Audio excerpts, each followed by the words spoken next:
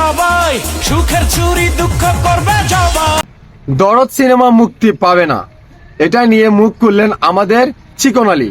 চিকন আলী এইসব কি মন্তব্য করলেন, আপনার কি একটু শুনবেন না? আসলো না দরদের গান। আসবেও না।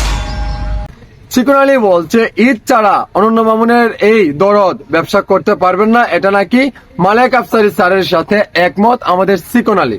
আফসারি ভাইয়ের সাথে আমি একমত। এই চিকন আলী কি জানে না শাকিব খান ঈদ ছাড়াও কিন্তু অনেক সিনেমা সুপার ডুপার ব্যবসা সফল সিনেমা হয়েছে, কারণ ঈদ ছাড়া ওইভাবে ব্যবসাটা আসলে করাও যায় না। এমনকি এমনই ঈদে শাকিব খানের 3-4টা সিনেমা চলেছে। শাকিব খান নিজেই প্রতিদ্বন্দ্বী ছিল তখন। কি চিকন আলী সাহেব, আপনি তো অনেক সিনেমা করলেন শাকিব খানের সাথে, ঈদ ছাড়া কি শাকিব খান সিনেমা রিলিজ দেয় নাই? শাকিব খানের সিনেমা কি ব্যবসা করে নাই? তাহলে আপনি কেন বললেন আমাদের মালেক আফসারি যেটা বলেছে সেটার সাথে আপনিও একমত?